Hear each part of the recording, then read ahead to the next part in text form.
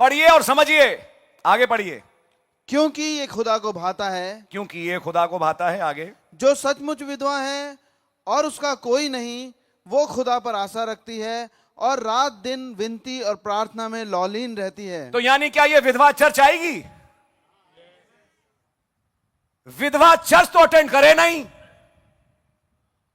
और विधवा वाले बेनिफिट सारे चाहे, तो ये कौन सी विधवा हो गई? मैं जानता हूं, मैं बड़ा टची विषय ले रहा हूं इस वक्त। कौन है जो विधवा गिनी जाए? आइए पढ़िए आगे। पर जो भोग विलास में पड़ गई, वो जीते जी मर गई है। बैठ के सीरियल देखती है, जैसा बहन देख नहीं थी, लेकिन खुदा का धन्यवाद हो विधवा नहीं है, पहली बात। तो दूसरी बात यह कि बहन ने बताया गवाही के तौर पे, खुदा ने मेरे जीवन से इस आदत को समाप्त किया। वीडियोस देखे, सीरियल्स देखे, जब कहा जाए चर्च चलो तो मेरे पास चर्च जाने का टाइम नहीं। ये कौन सी विधवा हुई?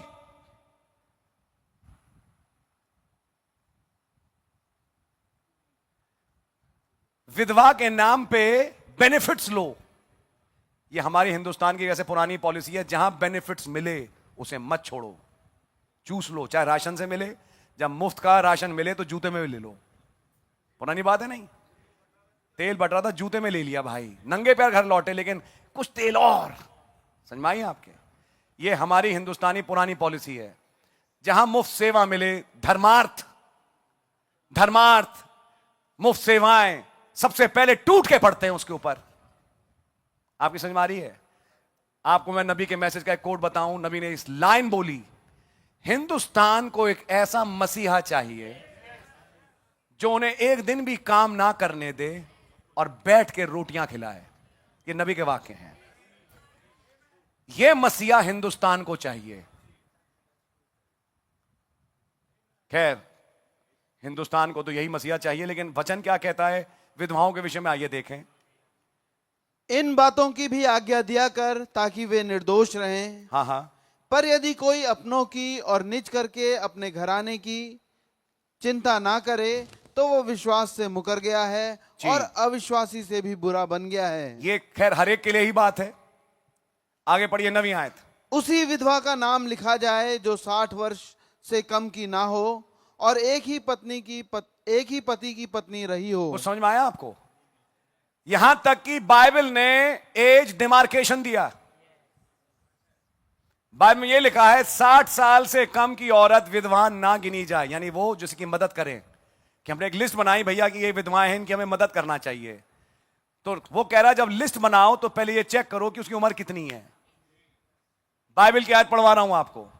60 साल से ऊपर की हो, पहली क्वालिफिकेशन तो ये है। आगे पढ़िए।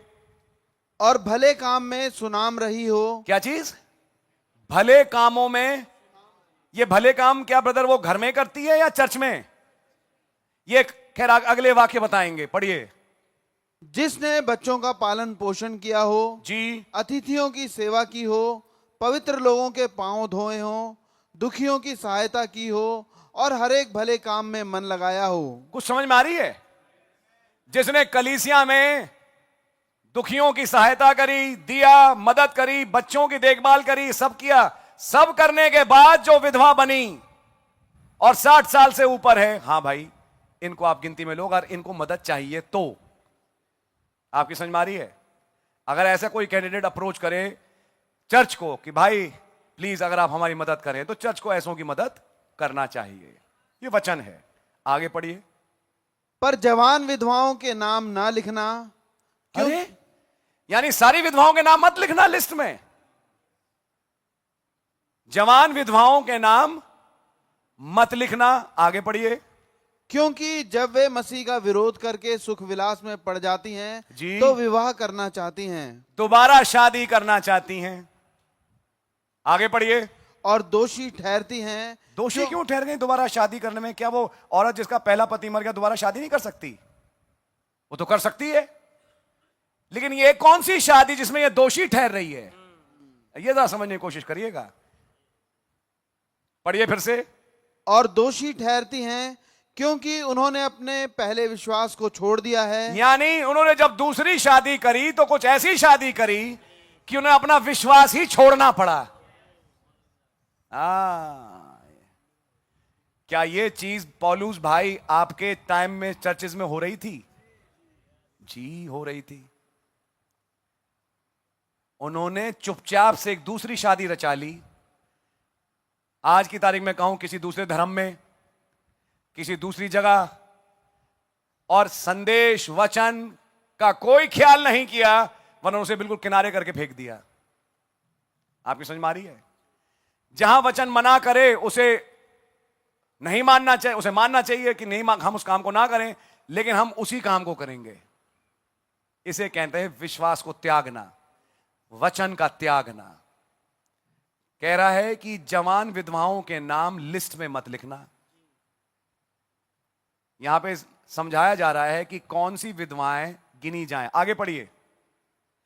इसके साथ ही साथ वे घर घर फिरकर आलसी होना सीखती हैं। घर घर फिरती हैं ऐसी औरतें। आज एक नया तरीका है घर घर ना फिरने का, फोन कर लो। फोन पे भी घर घर फिरा जाता है।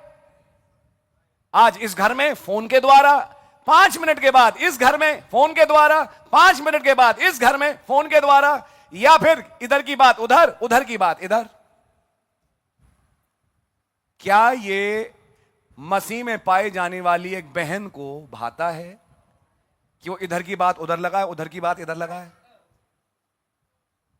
क्या हन्ना जो फनुएल की बेटी थी, आशेर के गोत्र की, वो ऐसी थी? इधर की बात उधर, इधर की बात उधर, या उसका सारा समय प्रभु के भवन में गुजरता था? ऐसे को फिर खुदा ने फेवर दिया कि एक दिन जब वचन देधारी हुआ, हन्ना फनुएल की बेटी ने भी उसे अपनी गोद में उठाया। आपकी बात समझ में आ रही है? ये सारी बातें वचन में हैं।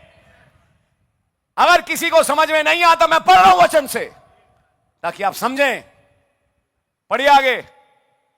और केवल आलसी नहीं पर बकबक करती रहती और दूसरों के काम में हाथ भी डालती हैं और अनुचित बातें बोलती हैं। जी हां। इसलिए मैं चाहता हूं कि जवान विधवाएं विवाह करें और बच्चे जनें और घर बार संभालें और किसी विरोधी को बदनाम करने का अवसर ना दें। ठीक है। क्योंकि कई एक तो बहकर शैतान के पीछे हो चुकी हैं। उसे भाई पौलुस को कुछ नाम मालूम है चर्च में से। इफिसुस की कलीसिया का पास्टर है तीमुथियुस। वो कहता मैं जानता हूं कुछ नाम तुम्हारे चर्च में जो विधवाएं थी, लेकिन अब वो शादी करके कहीं और जा चुकी हैं, यानी शैतान के अधीन हो चुकी हैं। मैं सवाल पूछता हूं ऐसी विधवा बहन से, बहन शैतान के अधीन कहां से हो गई? अगर चर्च आओ, पैसे नहीं है, बोला क्यों नहीं? कौन है मदद करने वाला? अभी ये भी बताएंगे आगे मदद करने वाले कौन है। ऐसी विधवाओं का जिसके लिए चर्च का रोल नहीं, तो ऐसी विधवाओं की मदद कौन करे? यह भी लिखा है बाइबल में। पढ़िए आगे। यदि किसी विश्वासिनी के यहां विधवाएं हों तो वही उनकी सहायता करे। वही उनकी सहायता करे। आगे। कि कलीसिया पर भार ना हो। इंग्लिश में लिखा let not the church B charged, कि इसके लिए कलीसिया को कलीसिया पे दाम ना लगाया जाए, कि कलीसिया दाम लगाए उस औरत का, यानी उस विधवा का, उसके पैसे कलीसिया दे। अगर किसी विश्वासी के यहां ऐसी विधवाएं हो तो वो स्वयं उन विधवाओं को देखें। ये बाइबल है, मैं आपके सामने बाइबल दिखा रहा हूं।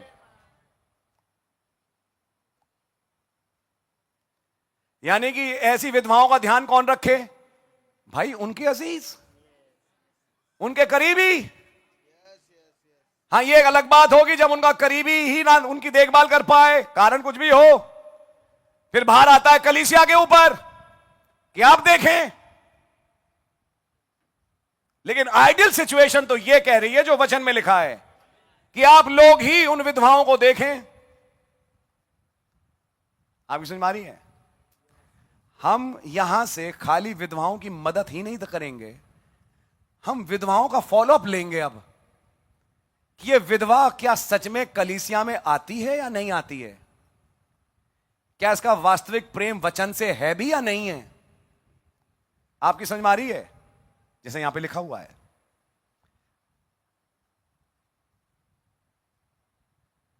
आप लोग सब चुप हो गए। क्या ये बातें झूठ हैं, सही हैं, या ये सारी बातें वचन में लिखी हैं? जाने कैसी कलीसिया है, बाहर के लोग कहेंगे। तो एक आई थी बाहर वाली, तो उनको मैंने बोल दिया, आपने वचन पढ़ा मैम? 60 साल से नीचे नहीं दिख रही जाए। तब उन्होंने जवाब में कहा, मैं तो खैर 60 साल से ऊपर वाली हूं। मैंने कहा, आपको कौन देखता है? मैंने कहा, आप हमारे घर वाले।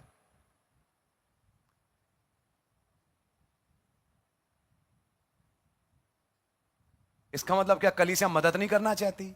जी नहीं, ऐसा नहीं है। कलीसिया ने एक की नहीं, बहुतों की बहुत मददें करी।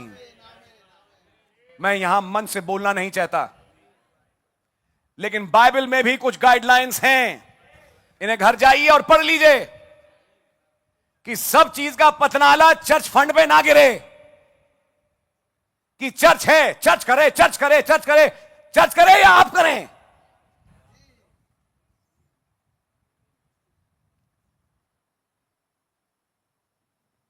आप लोगों में प्रेम नहीं है। अरे प्रेम आपसे ज्यादा है भाई, लेकिन आपको मैं पहले से बता दूं, हमारा पहला प्रेम वचन से है। पौलुस कह रहे हैं, ऐसी विधवाओं का की मदद कौन करे? उसके घर वाले। अगर घर वाले सफिशिएंट ना हो मदद करने में, 60 साल से ऊपर हो, कलीसिया में पहुनाई करी हो और वो सारी क्वालिफिकेशन पूरी करी हो, बहन मैडम आइए, आप बहन आइए, और जो कर सकती है कलीसिया आपकी मदद करेगी।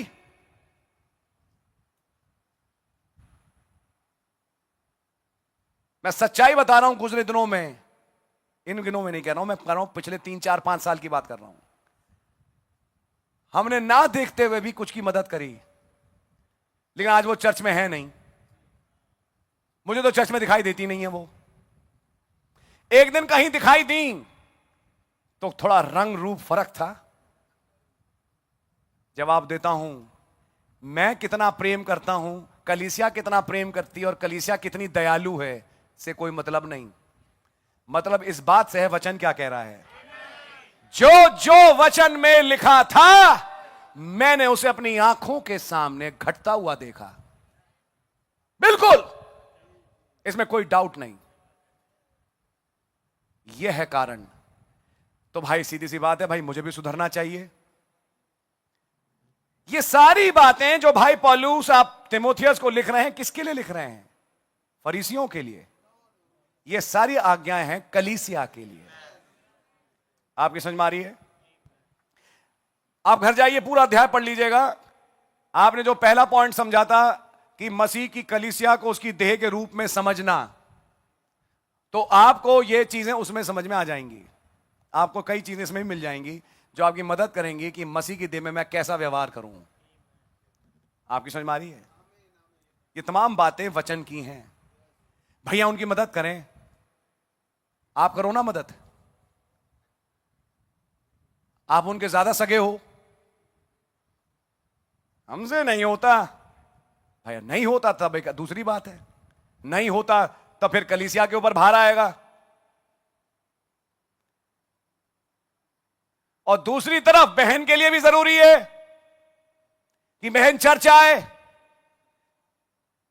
अगर उसने संतों के पैर ना धोए, मतलब पुराने टाइम पे तो अतिथियों का सत्कार इस रूप में होता था कि पैर धोए जाते थे, जैसे अब्राहम ने और सारा ने किया, अब्राहम ने किया। तो संतों के पैर धोने में आप यहां फीट वॉशिंग में तो भागीदार हो सकती हैं बहन। जिसने फीट वॉशिंग में भागीदार हुई, जो प्रभु भोज में भागीदार हुई, वो दिखाई तो दे नहीं और विधवा का टैग लेके घूमे। तो ये कौन सी विधवा हुई? क्या ये वचन वाली विधवा हुई? हम विधवा हैं, हम चर्च नहीं आ सकते। खुदा का बड़ा धन्यवाद हो, यहां कई ऐसी बहनें हैं, बुजुर्ग हो चुकी हैं, उनका कोई नहीं, लेकिन वो चर्च आती हैं। खुदा उन्होंने बड़ी बरकत और आशीष दे। आमीन। मैं खुदावन का धन्यवाद देता हूं। कई हैं जिन्होंने खुदा को नहीं छोड़ा, उनका परिवार छूट गया, संदेश के कारण कई चीजें छूटी, लेकिन उन्होंने खुदावन को नहीं छोड़ा। ये हैं वास्तविक विधवाएं, ये हैं वास्तविक वो बहनें आदर के योग्य हैं। और इनके लिए जो मदद हो सकती है करेंगे, करी थी, करेंगे, आगे भी करेंगे। आपकी समझ में आ रही है? लेकिन ये वाली विधवाएं का क्या करें?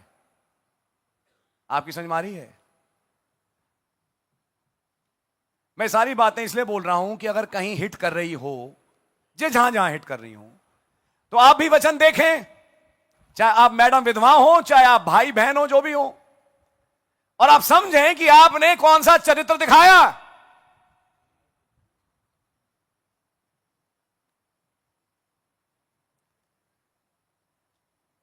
But when you don't do it, लेकिन जब आप इसे नहीं करते क्योंकि एक हैं, विधवाओं का विषय आया इसलिए मैंने बोला,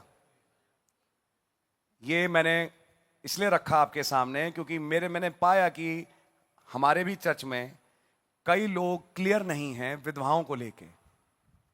लोग नहीं हैं क्लियर कि भाई क्या करें इन विधवाओं के साथ। तो वचन में क्या गाइडलाइंस है, मैंने चाहा कि मैं आपके सामने पढ़ूं ताकि आप आज शाम कम से कम समझें। आपकी समझ में आ रही है? हम अपना प्रेम और अपनी सहानुभूतियां ऐसे ही नहीं दिखाएं। दूसरी चीज, मैंने आपसे कई साल पहले, कुछ साल हो गए, ज्यादा नहीं, और ये था